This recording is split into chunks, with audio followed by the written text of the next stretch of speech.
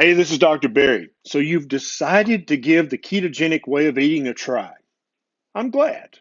I hope that you will share this video and invite a friend to do this with you. Any kind of weight loss journey, improvement in your health, it's so much easier and so much more fun if you do it with a friend. So feel free to share this video with someone and say, hey, let's keto together. Now, this video is going to be about the 7 very first steps to converting from the standard American diet or the standard Western diet over to the healthy, ancestrally appropriate ketogenic diet.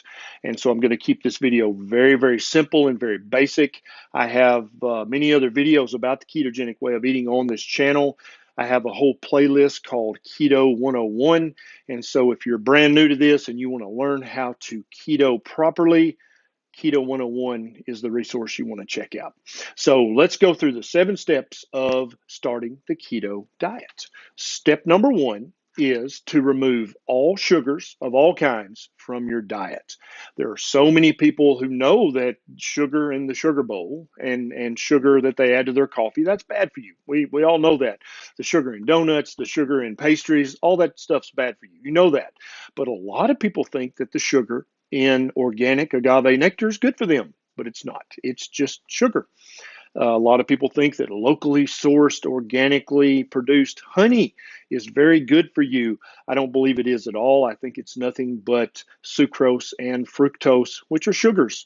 And so all of that stuff needs to be taken out of your diet, whether the food manufacturer added the sugar or the restaurant added the sugar or you added the sugar.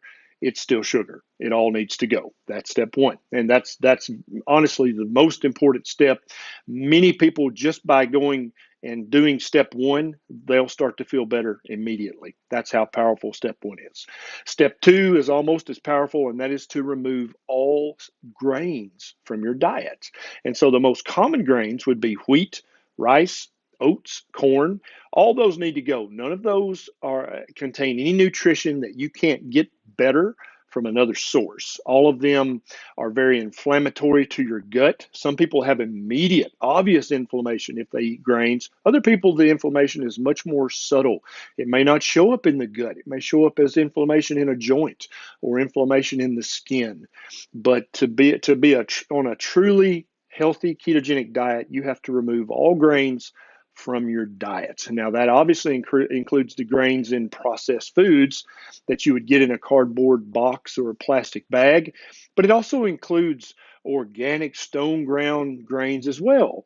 Grains, in order for them to be healthy for human beings to eat at all, have to go through a multi-step process of soaking and sprouting before they're even remotely healthy for human beings. I would say let's just dispense with all that trouble and not eat grains. It's very easy to do. There's still thousands of foods you can enjoy on a ketogenic diet. So step 2, get rid of all the grains. Step 3 is to remove all factory seed oils or vegetable seed oils from your diet. Now, the manufacturers love to call these vegetable oils, even though there are no vegetables in these oils.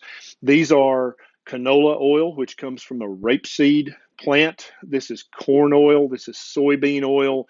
This is safflower. This is peanut oil. All of these have a terrible omega-6 to omega-3 ratio. They're all inflammatory in nature. They're going to inflame your gut or other parts of your body. Also, all margarine needs to go in the garbage. Don't even give that to your neighbor. All shortening, vegetable shortening, Crisco, country crock. I can't believe it's not butter. All of that's crap. You need to throw that away. You need and don't eat that ever again. Even if you stop keto, please never eat industrial factory processed seed oils again. They're very bad for your body. That's step 3. Step 4 is you have to stop being afraid of good, healthy fats. This would include butter, ghee, bacon grease, beef tallow, avocado oil, olive oil. These are natural oils that you don't have to go to a factory to get. You can actually make these oils in your own home with the raw supplies. And so obviously those are much more ancestrally appropriate. Our ancestors have made oils from these sources for hundreds and even thousands of years. They're very easy to do. They don't involve any high heat, any chemicals, any hexane, any detergents, any of that kind of stuff. You just make the oil from the oily source, right? So stop being afraid of these fats. These fats are not going to lower your HDL. They're not going to raise your triglycerides. They're not going to raise your A1C. They're only going to move your markers for chronic disease in the right direction. Okay. Step number 5 is to stop being afraid of salt. Salt is good for you.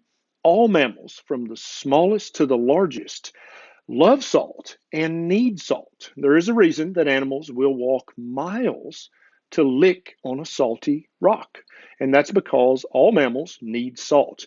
If you prick your finger and you taste the blood, it's very, very salty. That's okay. That's normal. We are salty creatures, okay? Stop being afraid of salt. Now, I want you to not just thoughtlessly use the table salt that comes out of the Umbrella Girl container. Don't thoughtlessly use the salt that they give you at the restaurant because they're going to buy the cheapest variety they can find. Use a good quality rock salt that's been mined from deep under the ground. That's the safest and it has the most minerals, okay? And I'll put a link down below to a salt just like that. The next step is to eat whole, real foods. The ketogenic way of eating is becoming very popular, and therefore people are starting to make keto products, keto bars, keto shakes, keto powders, keto ready-made meals. Yeah, okay, that's probably better than eating a Snickers bar, but how about we just follow step 6 and focus on eating real whole foods that don't have a label? Right? Because if you buy a T-bone, it's just beef. That's it. There's no added, nothing else, right? If you just buy broccoli, then it's broccoli. That's a real whole food. And so for at least the first few months of your ketogenic journey, I want you to really focus on step 6, which is eating real whole ketogenic foods. Okay. And then step 7 is that you have to mind your electrolytes. You have to make sure you're getting plenty of sodium, plenty of chloride, plenty of magnesium, and plenty of potassium. These are very important. They're vital for your good health. They're vital to keep you from having keto flu. They're vital for helping you feel your best. Now, 50,000 years ago, we got all the minerals we need from drinking water out of streams and rivers and lakes. And all those water sources are rich in minerals, but I wouldn't recommend drinking those these days. You can just get a good product that has all 4 in them, or you can buy several cheap products that have them in them individually. And I'll put a link down below to the electrolytes I use. And so those are the first 7 steps. This is very simple. And if you follow these steps, and check out my Keto 101 series, which is going to pop up either here or here, I can never remember, in a second, then you can make the ketogenic way of eating the healthiest, easiest, most sustainable diet that you've ever eaten in your life. It can become the permanent way that you eat, and you can reap all the health benefits from that. Now, if you enjoyed this video, please take 1 second and consider clicking that subscribe button and the little bell button right beside it. That way, every time I get a bright idea, you'll be one of the very first to know, okay?